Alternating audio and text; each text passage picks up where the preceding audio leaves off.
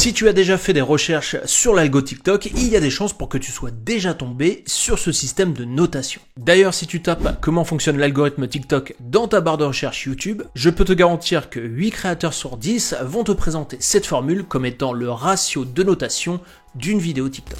Ce ratio de notation sera donc utilisé par l'algorithme TikTok pour décider quelle vidéo mérite d'apparaître dans les recommandations TikTok. Plus le score de ta vidéo est élevé, plus tu as des chances de faire des vues. Génial, donc il n'y a qu'à construire sa vidéo en fonction de ces éléments clés et c'est un max de vues garanti pour tes vidéos. Malheureusement, c'est beaucoup plus compliqué que ça.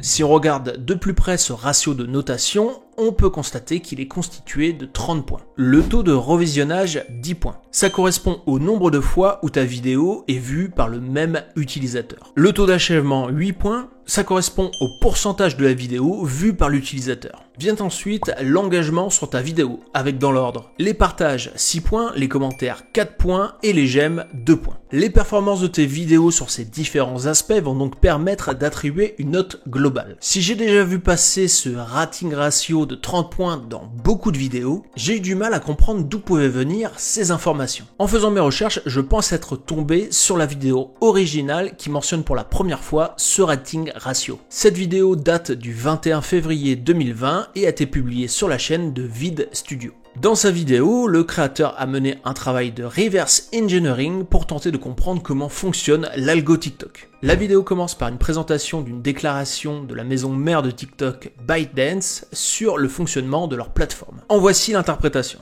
L'ensemble de leur plateforme de contenu est alimenté par un système d'analyse capable de reconnaître les éléments visuels de la vidéo, donc toutes les personnes et les éléments de décor présents à l'image, les éléments sonores, donc tout ce qui est dit dans la vidéo, les données de texte fournies directement par l'utilisateur à travers le titre, la description et les hashtags. Tous les éléments d'une vidéo sont donc reconnus et analysés par TikTok. Ensuite vient ce passage dans la vidéo. Each interaction taken on that video is a metric which is tracked, and each metric that is tracked has an associated score that varies in value. And here we've put together an estimated value scoreboard. So here, the most important metric. C'est ce passage qui constitue l'apparition pour la première fois de la théorie du rating ratio. Mais attention, dans ce passage, le créateur parle bien d'une estimation d'un tableau des scores pour une vidéo. On a donc leur propre interprétation avec une estimation qui sert en fait à illustrer cette interprétation. Dans la suite de la vidéo, on nous présente une autre théorie sur le fonctionnement de l'algo TikTok. TikTok utiliserait son système de notation sur une audience juge pour attribuer une note à la vidéo. En fonction de celle-ci, TikTok déciderait ou non s'il doit continuer à pousser la vidéo à toujours plus de monde via le feed de recommandation For You. Et TikTok procéderait ainsi de suite par palier d'audience en augmentant à chaque fois la taille de l'audience juge. Cette théorie fournirait une explication plausible à un phénomène que beaucoup de créateurs rencontrent personnellement. Des vidéos qui semblent bloquées aux alentours de 200-300 vues. Si la vidéo n'atteint pas une bonne notation auprès de l'audience juge à laquelle elle a été soumise, elle ne sera plus poussée par la plateforme. D'ailleurs, la taille de cette audience juge pourrait être plus ou moins grande en fonction du nombre de followers du créateur ou par rapport à ses succès récents. La vidéo de Vid Studio est très bien faite, ce qui explique d'ailleurs pourquoi elle a été reprise par de nombreux blogs et ensuite par de nombreux créateurs. Mais ce que je reproche à certains créateurs, c'est de présenter ce rating ratio comme une vérité absolue. Alors que comme on l'a vu, il s'agit d'une schématisation proposée par un YouTuber qui a cherché à interpréter l'algorithme avec son propre travail de reverse engineering. Et si on s'en tient seulement à ce ratio de notation et à la hiérarchisation des éléments importants dans une vidéo, on passe à côté d'une variable extrêmement importante. La singularité de chaque spectateur. Chaque utilisateur a ses propres comportements sur TikTok et la plateforme sait parfaitement comment les analyser. Les critères de notation d'une vidéo n'ont donc pas la même valeur et la même importance d'un viewer à l'autre. Et ça, c'est pas une théorie. Nous sommes en décembre 2021 et le New York Times publie un article qui va faire beaucoup de bruit. How TikTok reads your mind, comment TikTok lit dans vos pensées. Dans cet article, l'auteur nous explique avoir recueilli le témoignage anonyme d'une personne ayant eu accès à un document secret, le TikTok Algo 101.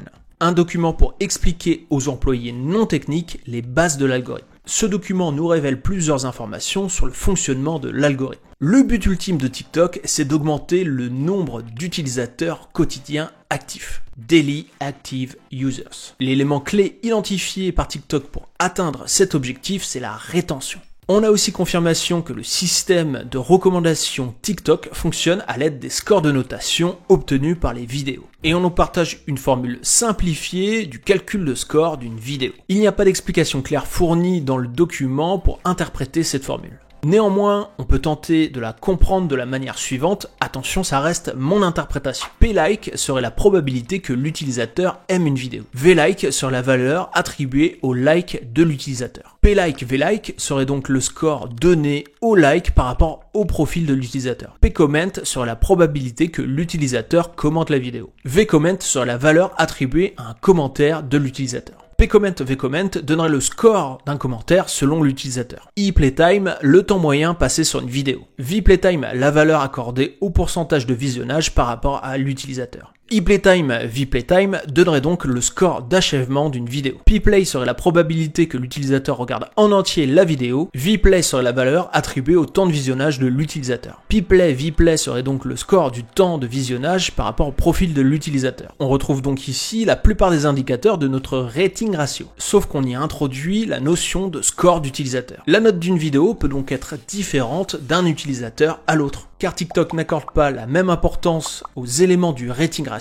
selon le profil de l'utilisateur. Parmi les autres informations intéressantes de l'article, on retrouve les informations suivantes. TikTok cherche à identifier les vidéos like bet et engagement bait, les vidéos conçues pour forcer l'engagement. Cette track est effectuée pour éviter de pousser dans le feed de recommandation de l'utilisateur ce genre de vidéo. L'algorithme tend à récompenser les créateurs qui arrivent à faire revenir leur audience sur leur contenu. En d'autres termes, les créateurs qui arrivent à créer et fédérer une communauté. Malgré le fait que TikTok arrive à bien identifier ce qui plaît à l'utilisateur, il va chercher à varier son feed de recommandations et les thématiques présentes dans ce feed pour éviter la répétitivité et l'ennui. Toujours dans la logique de maximiser le temps de rétention sur la plateforme. Enfin, dernier élément intéressant de cet article, ce diagramme qui explique comment l'algorithme est pensé pour mener à bien l'objectif principal de TikTok, augmenter le nombre d'utilisateurs quotidiens actifs. On a donc à gauche le DAU, cet objectif, le Daily Active User, drivé par l'élément clé, la rétention, avec deux axes principaux. D'un côté, le feed de recommandation For You, et de l'autre, les autres fonctionnalités de la plateforme. Ce qui prouve encore la dominance du feed de recommandation For You dans la stratégie globale de TikTok.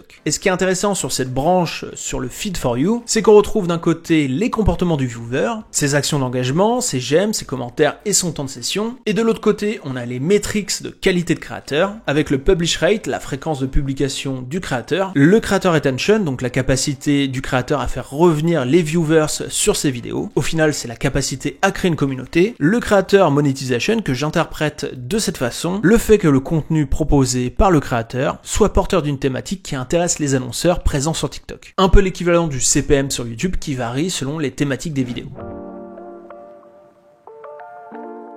L'algorithme de TikTok est élaboré pour mener à bien l'objectif principal de la plateforme. Accroître son DAU, Daily Active User, nombre d'utilisateurs actifs quotidiens. L'élément clé de sa stratégie, c'est le feed de recommandation For You et de faire en sorte de maximiser le temps passé sur ce feed. TikTok va donc forcément pousser dans ce feed les vidéos des créateurs qui arrivent à retenir un maximum l'attention des viewers. Le rating ratio présenté par VidStudio est donc un bon point de départ pour élaborer la bonne structure pour ta vidéo. Mais la rétention seule ne suffira pas. Et TikTok n'hésitera pas à exclure de son feed de recommandation les vidéos qui tentent de piéger les utilisateurs en forçant l'engagement ou la rétention. Si par contre tes vidéos engagent naturellement tes viewers, il y a des chances que tu finisses par percer. Et les créateurs qui arriveront à créer une communauté fidèle et engagée, c'est-à-dire qui arriveront à faire revenir leur audience régulièrement sur leurs vidéos, ce sont les créateurs qui domineront le feed de recommandation. Si tu veux en savoir plus sur les techniques pour réussir à engager son audience et sur les autres aspects à maîtriser pour réussir sur TikTok, je suis en train de préparer un guide 100% gratuit. Pour l'obtenir, il suffit simplement de cliquer sur le lien disponible en description